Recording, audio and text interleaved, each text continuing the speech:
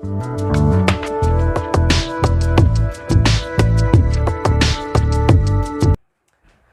Everyone बच्चों, आज का टॉपिक है हमारा सिंटैक्स। आज हम सिंटैक्स पढ़ेंगे। सिंटैक्स के थ्रू प्रीपोजिशन जो पार्ट है वो देखेंगे। आपका ये ग्रामर का पार्ट है। जो इंटरमीडियम वाले जो बच्चे हैं हमारे, हालांकि वो किसी भी स्ट्रीम के बच्चे हैं, चाहे वो इंटरमीडियम के हैं, चाहे वो कॉमर्स वाले हैं, क्लास उनका इंटरमीडियम ही होगा।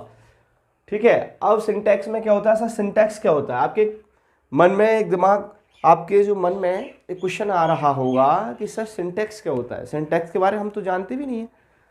तो बच्चों नो टेंशन। सिंटैक्स क्या होता है? The correct arrangement of word in sentences called syntax.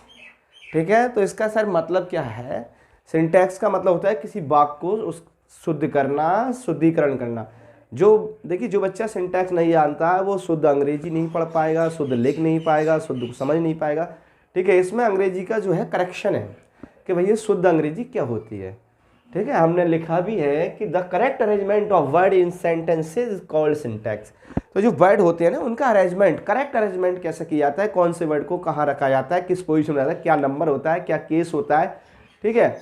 उसकी पूरी पोजीशन को इसमें दिखाया जाता है कि भाई उसको, उसका सही यूज़ क्या है और वहाँ उसे किसी सेंटेंस में करेक्ट कैसे किया जाए, उसका क्या अरेंजमेंट होगा, वो सारा इस सिंटैक्स में बताया जाता है। पार्ट ऑफ स्पीच का सारा सिंटैक्स आपको हम करवाएंगे वन बाई वन। तो आज प्रीपोजिशन देख लेते हैं सिंटैक्स के तहत। ठीक है। इस वीडियो में हम आज प्रीपोजिशन पर डिस्कस करेंगे। तो बच्चों पहला क्या है? पहला देखते हैं, B write our letter by a pen. तो जितने भी ये आपके सेंटेंस ये दिख रहे हैं आपको, सारे इनमें कहीं ना कहीं मिस्टेक है प्रीपोजिशन की। तो आपने अगर सिंटैक्स पढ़ा हो ऑलरेडी तो आप मुझे बताएंगे कमेंट्स के माध्यम से कि सर ये कैसे सही है, कैसे गलत है, वो आप, ठीक है, आपने पढ़ा होगा तो आपको पता होगा। आप हंस भी रहे होंगे कि सर क्या, कहाँ, कैसे, क्या आएगा। तो देखिए, B write our letter by a pen. तो बताओ, मैं बच्चों से पूछता हूँ कि जो हमारा ये लिखा है ये सेंटेंस, ये सही है या गलत है बच्चों? तो जब आपको प्रीपोजिशन का जब नॉलेज होगा तो आप समझ रहे होंगे कि हाँ सर ये तो गलत है। क्यों गलत है? क्योंकि देखिए जो आप दिख रहे हैं बाय ये पेन, आपको दिख रहा होगा बाय ये पेन। तो बाय ये जो पेन है ना, तो हमने तुम्हें बताया है, हमने इसमें इसकी कुछ प्रीपोजिशन पढ़ा दी है। उसका वीडियो मैं लिंक दे दूंगा डिस्क्रिप्शन में, उसे देख लेना आप। तो इसमें जो है बाय ए पेन, तो जब भी इंस्ट्रूमेंट हो, डिवाइस हो, वहाँ जैसे उपकरण हो, यंत्र हो, औजार हो, कोई साधन हो, तो वहाँ प्रीपोजिशन उससे पहले, उस नाउन से पहले वाई ना आकर विथ आता है। क्या आता है बच्चों? विथ। विथ को हम विद भी कहते हैं। दोनों प्रोनाउंसिएशन अपने आप में ठीक है। ठीक है। तो हम बाई के स्थान पे क्या लगा देंगे बच्चों? विद लगा देंगे। क्या लगा देंगे? विद।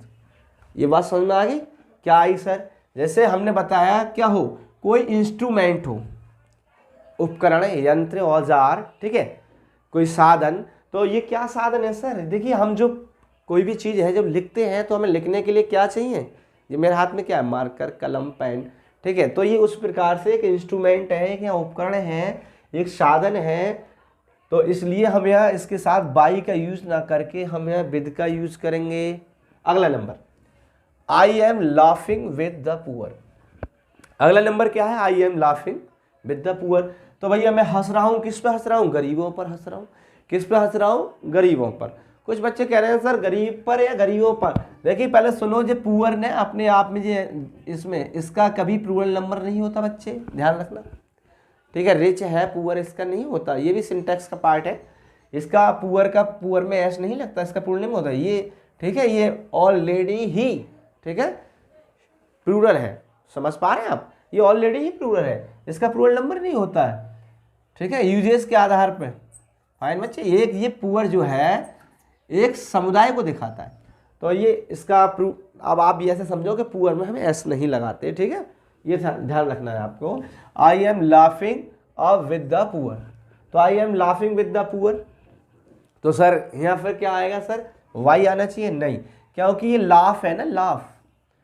जहां भी तुमको लाफ दिख जाए उसके तुरंत बाद प्रीपोजिशन जो आएगा वो क्या आएगा? एट आएगा। क्या आएगा बच्चों? एट। लाभ के साथ प्रीपोजिशन एट आता है। बिल्कुल आपने सही सुना कि लाभ के साथ प्रीपोजिशन क्या आता है? एट।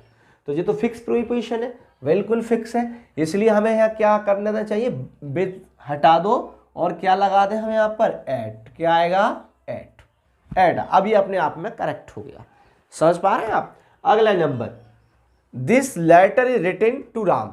अब देखो यहाँ रिटन टू राम, तो आपने पैसे पढ़ा होगा और हमने ये बताया होगा कि भाई टू कहाँ लगाते हैं, क्या करता है, टू का क्या नेचर है, वो हमने बता दिया है। हमने कुछ प्रीपोजिशन पढ़ा दिए हैं, वहाँ वीडियो आप जाके देख लेना।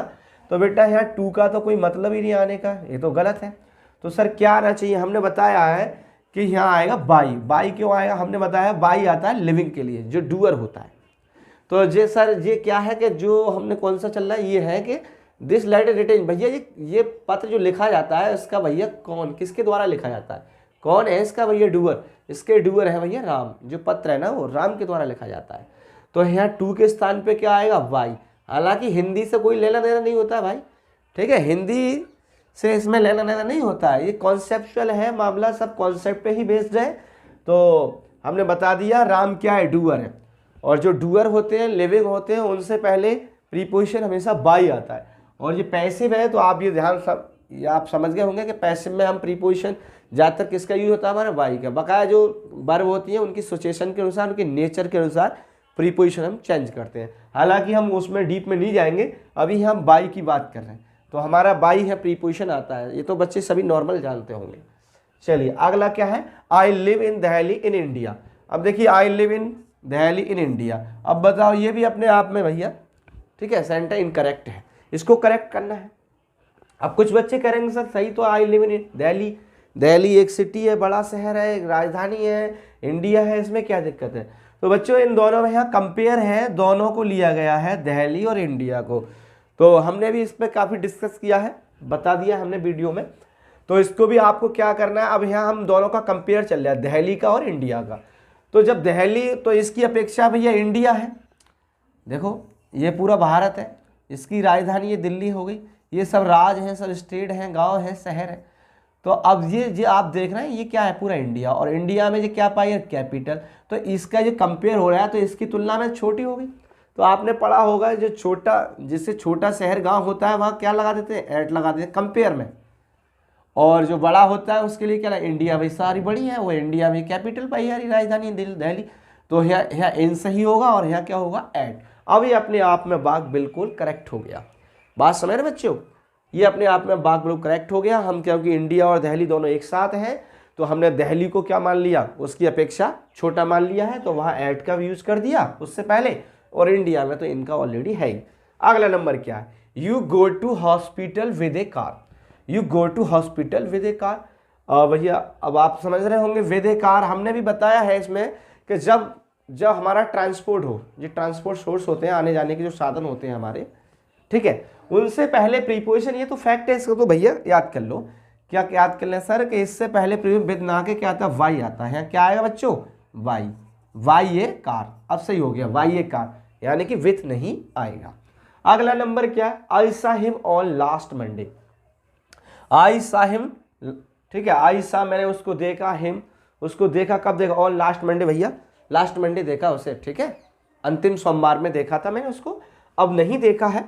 अब ये कहना क्या चाह रहे हैं, इसमें प्रीपोजिशन है कि यहाँ ऑन आएगा नहीं आएगा। मगर सभी बच्चों को ये लग रहा होगा कि सर अपने आप में बात बिल्कुल ठीक है, कोई गलती नहीं, मगर बच्चे गलती है। क्यों सर, क्योंकि इसका कॉन्सेप्ट होता है, क्या होता है, नेक्स्ट है। क्या है, नेक्स्ट है। और क्या है सर, टुडे है। क्या है, टुडे। ये नेक्स्ट इसी वर्ड के आगे लग जाए, नेक्स्ट है, लास्ट है, टुडे है, यस्टरडे है, ठीक है, ये वर्ड हो, टुमारो हो, क्या हो, टुमारो हो, दिस हो, दैट हो, एवरी हो, इनसे पहले प्रीपोजिशन ऑन है, इन है और एट है, ये भैया इनका यूज होता ही नहीं है। ठीक है, हमने क्या बताया, नेक्स्ट है, लास्ट है, टुडे है, यस्टरडे है, दिस है, ठीक है, एवरी है, दैट है, इनसे पहले क्या आएगा, प्रीपोजिशन यूज नहीं होता है। ठीक है, तो इनसे पहले जो हमारा प्रीपोजिशन वो नहीं होगा, क्योंकि लास्ट लग गया। तो लास्ट जो लग गया तो हमें ये पास्ट को दिखाता है, तो यहाँ ऑन का ये नहीं होगा, इस पोजीशन में ये नहीं होगा, केवल यही रहेगा, आई सा हिम लास्ट मंडे। ठीक है, इससे लास्ट हमने बता दिया, लास्ट से पहले, नेक्स्ट से पहले, टुडे से पहले, यस्टरडे से पहले, टुमारो से पहले, दिस से पहले, दैट से पहले, एवरी से पहले।